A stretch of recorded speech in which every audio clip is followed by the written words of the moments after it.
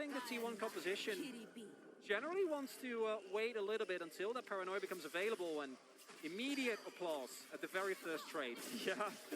Ezreal that has more consistent damage output than a Caitlyn, who's in an even game will be able to perform with. And then you're stuck trying to make plays with this Lux, who's fairly fragile as well. Okay, fighting over level 2, the flash forward as Carria's going for it with the Q of his own. That's going to be a trade. His first blood is given over to the Ezreal. Gumayusi able to trade one back as our supports. Was low and the rewards could have been massive. Oh man, hits him blind in the brush. Lahen's able to headbutt out of the chompers, but might have to use that flash. One more rocket could do it as Guma not quite able to get close enough, and Lahen's will live. Look at the restraint from Lahens and Ruler. No heal used, no flash used, no summoners at all. Oh boy, well, they're gonna need it now as he gets hooked again, somehow, through the minions.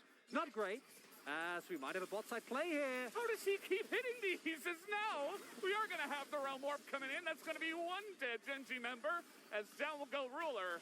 And no more follow-up from Faker as Lahens will at least be able to walk away.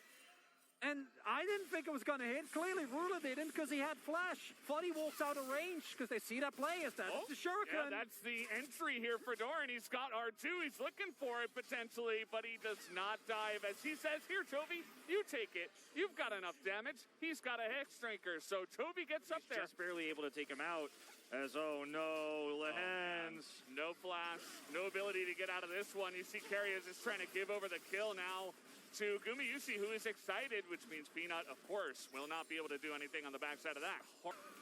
Lahens, man. Yeah, Lahens is in no man's land right now. I mean, he was able to spot Owner, I suppose, but now probably going to have to use that Unbreakable Will. He is surviving for an incredibly long amount of time, but I don't know how much CC this cow can survive through. So down he will go, and that's another kill, this time over to Sage. But it's not if you're that far into the enemy jungle as Carrier. Yeah, he's just looking for more. Not able to get that one, though. Chovy able to land the charm, and Carrier will be taken out. Dave's now going 1v1 against Doran. That rocket. Going back to this Ahri pick, I like this more utility-based build here from Chovy this time around, because I think that with the Horizon focus, which I think will be the next one. One-on-one. We got the Shroud out here. The Shuriken's going to land as he goes in for R2 and immediately gets shot down. Zeus going to put an end to that, and he even survives with the refillable ticking. Opening that fight against Chovy, who is pretty far down the lane here as now. That's going to be the hook there on the Lahens as he gets trapped up once again. Who cares about your will? It is certainly breakable against T1 as a big blade caller, but I don't think that's enough. A hook goes down onto Ruler as well. Does not have the ultimate to survive as Chovy, alongside a Peanut up on the top side, at least able to get the kill on the Faker. Now Doran goes in and trades 1-for-1, but T1 still up a man. Slowing that down in the 1v2, also holding aggro on the Rift Herald. Oh, a little bit early there on the hook was Carrier, actually. It's now Doran able to survive, and Doran will be able to pick up the kill. Zeus looking for more, and he will get it, but that's a kill fed. A huge 800 bounty given into the hands of Ruler. Going to use that stopwatch for nothing. Down he goes. That's going to be Genji with the kill on the board. Caught off on the side. The ult went through. Look at Peanut. Okay, this is a big flank. Will it come out in time? Everything's being thrown in, and Doran dies inside the Shroud. It's a good option to play for nonetheless. They are not looking like they will. Yeah, sitting here and doing nothing is not going to be it. As Carrier just puts him in the dumpster, and now Ruler has to run away, but there's a Realm Warp right on top of him as a big blade caller does come in, but Doran's losing the fight as well.